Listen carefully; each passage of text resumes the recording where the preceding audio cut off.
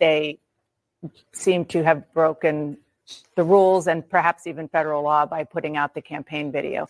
I want to ask you about. I just like to say one last thing on this, because I think it's important, and I've seen a lot of the headlines and the stories and the concerns that people are raising about this. But to me, as a soldier and as someone who has been deployed to different war zones in the world, and I have friends who are buried there at Section 60, what is more outrageous to me is that there wasn't universal coverage of the momentous day of the 3rd anniversary of the loss of these 13 Gold Star families, and the outrage that they feel that their loved ones are not getting the kind of coverage and memory that their great sacrifice deserves. That is what everyone should be outraged about.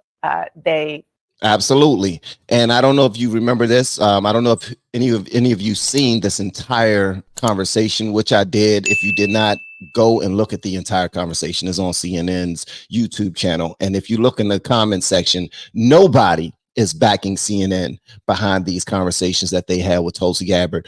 But go ahead, check them out, because right after this, Dana Bashed's follow-up was, well, we did celebrate it 2 years ago when it happened. And Dana Bash was like 3 years. It was 3 years. And she was like, oh, I'm sorry, it was 3 years. And Dana Bash still didn't know. And then, to be more specific, Tulsi Gabbard said, yeah, on August 26th to the day, 3 years is when it happened. And I don't understand why y'all only touched on it when it very first happened, but when the families are being honored, you don't touch on it again. That's because CNN, nor the liberals, the Democrats, they don't give a damn about that unless it helps their agenda. If it does not help their agenda, they're not speaking on it at all. At all. So that's the reason why Dana Bash wanted to talk about that. And Tulsi Gabbard cleared it up, because the only thing Dana Bash and CNN want to cover is that in that particular section of the Arlington Cemetery, there were rules that she believed Trump and his team broke. And we want to stick to that, because there's a bunch of other people who are buried there and they're upset and they're crying because they don't like Trump. And he was there and he was recording. So Tulsi Gabbard had the chin checker. But that's not the biggest part right there. I just wanted to start it off with that right there. But here's the big joint right here. All right, so here's the big joint I wanted to show you guys. All right, so let me know whatever y'all want me to know in the comments, man. Dana Bash will always be one of the people who will try to take up and try to stick up for the left no matter what. But check this out. Tulsi Gabbard completely, now I do know that Dana Bash already has a long chin, but it looks like her chin hit the desk when Tulsi Gabbard dropped these bombs on her. And again, Tulsi Gabbard is a fox. Hubba, hubba. All right? Hubba, hubba.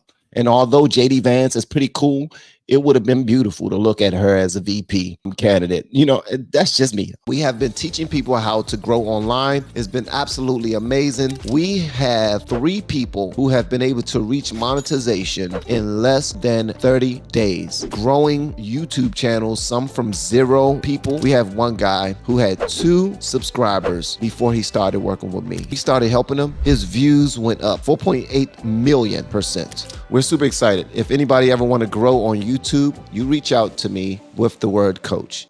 That's just me. All right. That's just me. Okay. Let's go and check it out. Happy Labor Day to everybody. Hit the like button. And it is a remarkable situation in that you are a Democrat who debated her in a Democratic primary, and now you are helping the Republican nominee to debate her. And on that, I remember in 2020, you attacked Harris for being too aggressive as a prosecutor, which is the opposite from what Donald Trump is saying about her as weak on crime. So which is it? Now, the way she started it off was real slick. The way she started it off was trying to put Tulsi Gabbard into a hypocritical box, saying at first you was a Democrat running for the Democratic ideology. And then you said that she was too tough at one point. But now Trump, who you support, is saying that she's weak and not tough at all. Break it down. Watch how Tulsi Gabbard puts her foot in her back pockets until she has sugar honey iced tea on her toenails. What I pointed out in that debate stage in the 2020 campaign was her hypocrisy. It was how she was saying one thing and doing another, how she was prosecuting people for smoking marijuana and laughing about it when she was asked about it on a radio show. And I think this goes to the heart of many of these different issues that we're seeing now that Kamala Harris is trying to hide from voters, is how she says her position is one thing, but her actions and her record show exactly the opposite. And you can point to that on issues related to the economy, issues related to freedom of speech. She says she stands for freedom of speech. And yet, as we've seen time and time again, her and Joe Biden have taken actions both directly and indirectly to censor free speech. Most recently, I can point to my own experience of this, of how the Harris-Biden administration have added me to a secret domestic terror watch list the very day after Kamala Harris was endorsed by Joe Biden. And I was on TV and warning the American people about what I saw as the dangers of a Kamala Harris presidency, taking action that was clearly political retaliation. They've done this to a lot of different people, which points to how dangerous it is to have people in power so willing to abuse that power to go after political opponents. Okay. All right. Now, hold on. So this is what's so interesting about this is Dana Bash was starting to get told in her ear, okay, stop her, be quiet, hush her up, change the topic, ask her something else, rebut that, because Dana Bash is so locked in with left-leaning ideology that she claims that she never heard about the story of Tulsi Gabbard being targeted by Kamala Harris and the Biden administration, which absolutely happened. And Tulsi Gabbard showed receipts of these things happening. Tulsi Gabbard showed receipts. And Dana Bash said, oh, I never heard anything about that.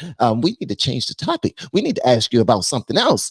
Everything that Tulsi just now said is absolutely facts. Facts, son. Facts. And when Dana Bash was talking to Kamala, I don't know if you remember this, but the entire time that she was talking to Kamala barely even looked her in her eyes. Kamala would look down at the desk and try to come up with whatever word salad she wanted to put in there, some onions, some olives, a little bit of lettuce, cucumbers. She was coming up with whatever she can put in that word salad to answer the question, which she never answered most times. And she was just trying to get around it.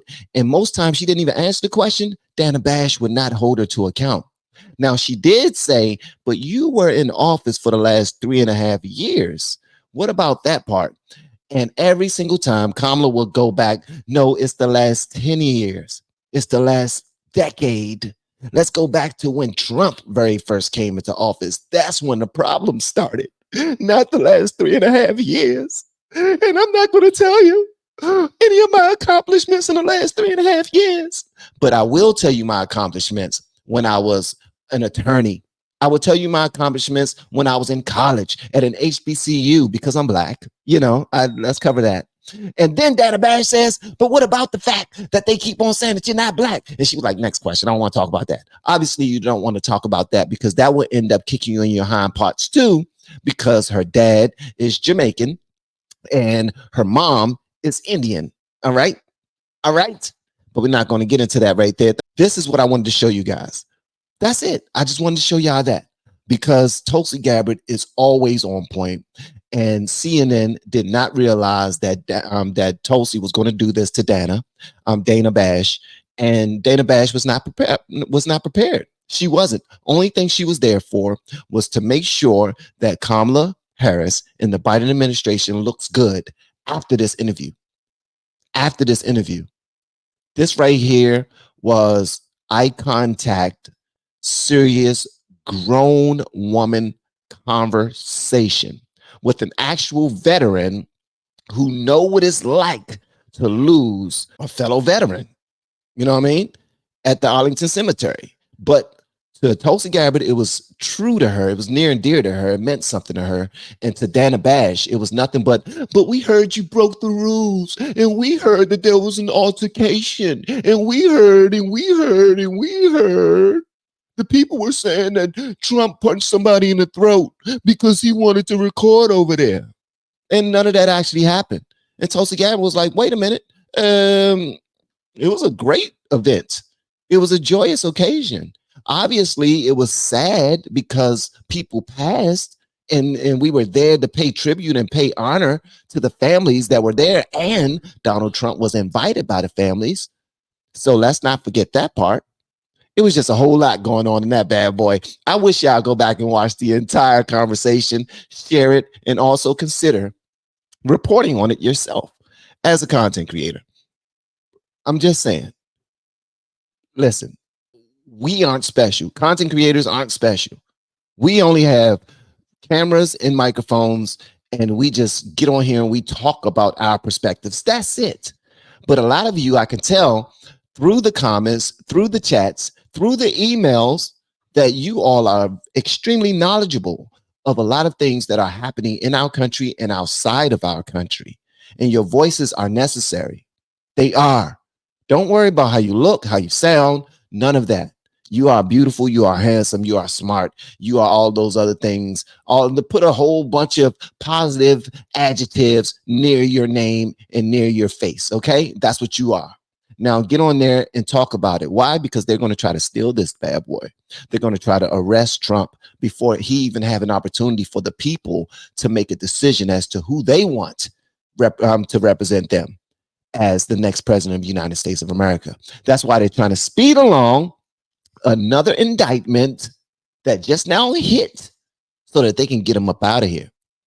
To them, this is a game. To them, they already know that the game is being controlled by the puppet masters, and that Kamala Harris or whoever they put in the seat as the Democratic leader don't matter, because they're looking at the last 3.5 years. They know for a fact that Joe Biden was not running the country. Shh, don't tell nobody. And they also know for a fact that Kamala Harris was not doing a damn thing. But when they needed to speak to the women and talk about women's rights, they sent her out there. When they need to talk about people of color, they send her out there. That's it. She really didn't have a strong suit that they needed her to speak on, but they hired her for a reason. She was a DEI hire, and I don't care about all of her accolades. She was a DEI hire. Nobody chose her. No one chose her. The people had an opportunity to choose her. They did not choose her. And then the people had another opportunity to choose her at the DNC. But what they did to Joe Biden was very sneaky, very calculated. And we are just going along with it like, well, Joe Biden got sick at the 11th hour and we had to put the next best option into play, which is his VP, which is not the case. It was all set up that way. It was all set up that way. And if you're looking right now at the left, they are scared. They are afraid, because with all of the tricks that they've been playing, she still looks like she's going to lose the race. Ha, ha, ha. The joke is on them. Y'all let me know whatever y'all want me to know in the comments below, man. Y'all are absolutely phenomenal. Make sure y'all share this bad boy and like this video. Share it below. Hit the copy link below and share it on X, Facebook, Reddit, LinkedIn, everywhere. I'm here to talk my sugar honey iced tea. Make sure that when you walk past a mirror in your house, you smile. You show yourself that you love yourself, because this world is way too negative already. All right. And make sure you show love to other people as well, regardless of what side they lean on politically. Make sure you're showing love to people. Lead by example. Be that person that you will vote for. How about that? But also, don't play into the propaganda. Get out there and get your facts. Deep dive, so that when you do have conversations that become heated debates with the opposite sides, you know what the hell you're talking about. Okay? Please do that. Thank you so much. Y'all are absolutely amazing. Thank you, and shout out to all of my LFR family. Y'all are dope.